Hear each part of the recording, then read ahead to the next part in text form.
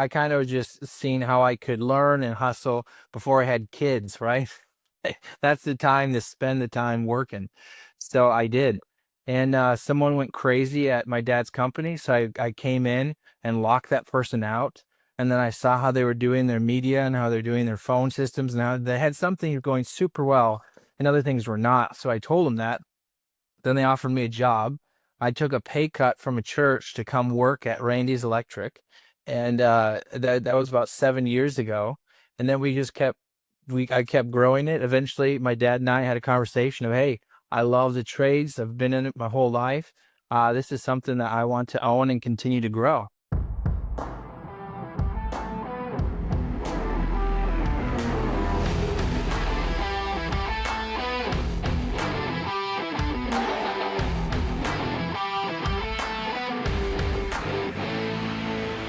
Hey everybody, welcome to the Big Hitters Podcast, where we study big producers across different industries.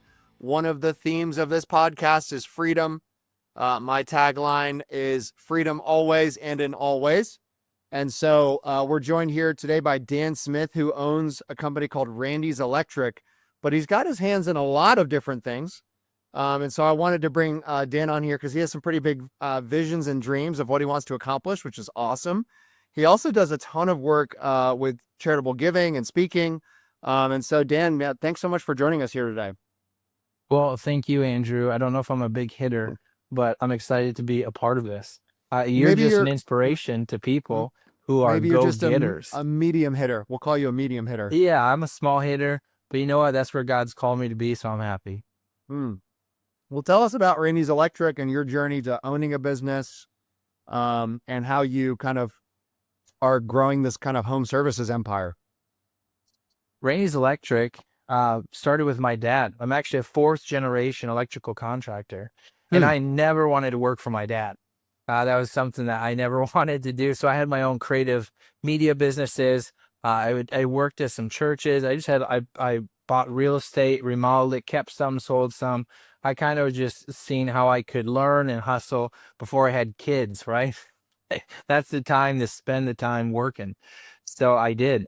And someone went crazy at my dad's company. So I came in and locked that person out. And then I saw how they were doing their media and how they're doing their phone systems and how they had something going super well and other things were not. So I told them that. Then they offered me a job. I took a pay cut from a church to come work at Randy's Electric. And that was about 7 years ago. And then I kept growing it. Eventually, my dad and I had a conversation of, hey, I love the trades. I've been in it my whole life. This is something that I want to own and continue to grow.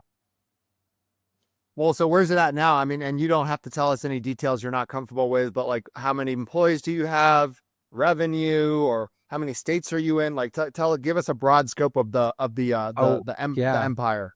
We're just in the beginning. We do residential electrical services. So we have 35 electricians and apprentices. And, we'll probably do this year. Well, we're starting plumbing this year, so we don't know exactly where we'll end up, but somewhere between 13 and 15 million. Next year will probably be closer to 20 million, if not a bit more than that. So we're really in the beginning stages of seeing some growth. What I wanted to do first in the business is make sure we had a firm foundation, make sure that we had good systems, more importantly, good people, the right people in the right seats. So that's what we've been focusing on the last couple of years. And now it's time just to expand. It's been fun because we really feel like God's released us to do so. That's awesome. And then one of the cool things, every time I talk to you on the phone, it seems like you're either looking at buying a business or you're trying to expand into other home services. Can walk us through your kind of mindset and like what you're trying to accomplish there. Well, I just see work as this is the ministry God's called me to. And how can we empower people, right, so that they can win in their life at home and at work? And we've done a great job. We're not perfect. There's lots of stuff we're still working on, but we've done a good job of getting a great culture in our business. And so we're like, how can we just continue to expand this? I could coast. I tried to coast, and the Lord just convicted me of like, I didn't gift you to coast, right? Like, let's give our best. Let's not worry about results. We just worry about giving our best. So that's what we're focused on. And then the doors just keep opening. So we're starting a plumbing business right now. We're looking to partner with another business, hopefully in a different state, And then I'm actually moving to a different state myself from Minnesota to Tennessee, and we're looking to acquire something there. So it sounds cool. It's a lot of risk, a lot of work, right? It's a lot of hard work is what it is. But Yeah. we just kind of follow the doors that open. Yeah. Well, yeah. So I just love that you're always looking to expand. And I think, what we've seen a lot of in the industry, and I know you're seeing this as well, is a lot of baby boomers, right, wanting to retire, built up a nice business. And so it could be acquisition. You're kind of doing it a little differently with the plumbing company, though. Like, how did that all come about?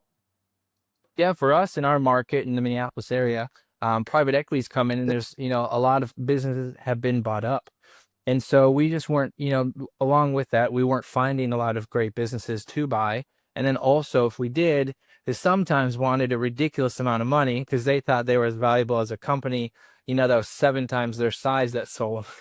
Oh, we were trying to figure this out, and we have good systems. So we're like, well, let's just start it ourselves, and then maybe down the road we'll acquire something if needed. Otherwise, let's just see how this goes. And so far, Yeah. the doors have been opening. People are coming in, and it's been awesome. Yeah. That's amazing. Talk to us about some of the like nonprofit stuff you support, Engage Your Destiny, some of the speaking stuff you're doing. Like, what's your heartbeat there? And, what are you passionate about? Well, I'm not speaking anywhere. So that's first. My wife and I have a podcast called the Everyday Faith Podcast. How can we live our faith every day? And then we started a nonprofit called Ask About My Faith, where we're helping people have conversation, not confrontation, in the world. And so we have a nonprofit side that we work with, just trying to promote conversation in the faith world. And then we also love to support different ministries. One I sit on the board for is Engage Your Destiny, where their purpose is to try and eliminate the suicide rate in our military. And Hmm. it's just an amazing cause. The doors again are opening like crazy for it. And we're helping a lot of people in the military find hope and faith in Jesus. So it's been a great ministry to be part of. And then we're also seeing like where else is God calling us to give and grow. But what we're really focused on is how can we build a multi-million-dollar giving fund? So Hmm. we want to be able to give forever and past our lifetimes, give this to our children who have to figure out how to give the money away, but set it so that this thing is invested in giving forever. Can Hmm. I tell you the story of how this came to be? Yeah. Tell me a story. So when we were selling the business, my dad and I were in the parking garage. He always had a dream. He's like, I want to have a multi-million-dollar giving fund. And I said, Dad, if anything ever happens to you, I want you to know that I'm going to fulfill that and make sure that there's a multi-million-dollar giving fund. And he starts crying. I start crying. It's a big moment. It's like, wow, that's so meaningful. And then the arrogant self I can be, I say, I think it's pathetic. So I'm going to do 10 times more than what you're saying. That's That's great. always kind of funny. Well, unknowingly, a couple weeks later, he's in the hospital and passes away. And so I made this huge promise to my dad, which was just, I'm grateful I did. And so now it's fine because we're going to figure out how to do it. So That's that's their amazing. goal, is to build this fund that gives forever. Man, it makes me feel like I need to level up in my vision for that stuff. That's awesome. Um, there's a question I wanted to touch on. Oh, you have some, I think you had a vision that you shared with me one time on the phone. It was something about 10, was it 10 companies, or what was the vision as far as like the amount of businesses that you want to acquire? Yeah, I have 3 goals I want to accomplish in my life. And hopefully I accomplish them and I can have new goals. But this is what I'm focused on. So what I'm trying to stay aligned with, because I can get distracted pretty easy, is these 3 goals. My family lives and loves like Jesus. We hire 10,000 team members, and we build a multi-million-dollar giving fund. So that's what I'm going towards. How do we hire? The hardest one in that is hiring 1,000 team members. Now, simple math for me is if we have 10 companies with 100 employees for 20 years, most likely we'll have hired around 10,000 people at that point. So Yeah, this is a crazy, hairy, audacious goal that we need God in order to accomplish. But this is something I feel the Lord gave me, and that's what we're running after. I love it. Okay, let's talk about, so again, one of the themes of this podcast is freedom always and in all ways. You're particularly ahead of the curve, I think, in terms of utilizing AI. So what areas of your business are you using it? And what other areas do you feel like, man, we've talked about this, but where could I use it? And maybe it's just not touching that part of my business quite yet. Yeah, one word that I always want people to describe me as is someone who's curious, right? So we stay curious with how can technology assist our residential electrical and plumbing business. And so we keep trying out new AIs. It's still a developing software, let's call it, right? It's still in development. This isn't always tried and true. But for us, the first and foundational piece is, what is your team using for if they feel stuck, if they need ideas, if they need to build a strategy? Like, what are we using just for daily tasks like that? And so that's Mhm. where we utilize ChatGPT. There's Perplexity, which is really great. There's a couple great ones, but we use that. And like, hey, we're starting a plumbing company. So I go to chat and I say, hey, I'm starting a plumbing company. Ask me 10 questions so that you taught me this, right? Ask me 10 questions of what I need so I can give you answers so you can help me build an onboarding plan to have 5 plumbers in 90 days and 10 plumbers in 6 months. Boom. It like builds out a plan. It's 80% there, but you know what? It just did 80% of the work for me. So it's pretty amazing. So then we said, hey, in marketing, responding to reviews is a big deal, and we're grateful we get a lot of reviews. So how can we use AI to assist in that? There's even dispatching. They're still working on this, so we don't trust it quite yet. But in ServiceTitan, the system we use, they have dispatching where it uses their AI, Titan AI, they call it, to say, hey, this guy is closest to this job, or this guy's a good match for this job, and is actually helping us dispatch. Now, we have recently turned that off because they're still working on developing it. But that's Yeah. something we're pretty excited for. And eventually, it'll come down to, you call us, it says, hey, press 1 to talk to a real person, or press 2 for a convenient AI. And you probably won't be able to tell a difference, as you know. And so that's something that we're looking for in the future too. Um, okay. And there were a couple follow-up questions. Oh, so freedom, financial freedom, spiritual freedom, time freedom. Are there any other hacks or tips or tricks that you have found for specifically maybe time and financial freedom? A big thing that comes to my mind is just stewardship. Yeah. My lifestyle didn't get crazy when my income increased, right? It wasn't like, hey, I have more money so I can spend more money. It's, hey, how can I use this extra money to create freedom where in 3 years I won't need the business to still live the lifestyle that I want to live? And then, Mhm. after that, I can now give even greater or invest greater to build up our giving fund. So I think being content and not needing stuff, I think is a Yeah. big piece, right? And I'm stewarding this money. This isn't my money that's I can do whatever I want with. It's like the Lord's trusted me in this position to have this amount of income and with these people. How can I be generous in all ways? And how can I steward that money well so that, I'm not out there spending, living paycheck to paycheck like the average person. Mhm. And then when it comes to time freedom, which I think is the most important, right? How Yeah. do I empower people and not have my identity in this business where I have to be here to feel my sense of worth?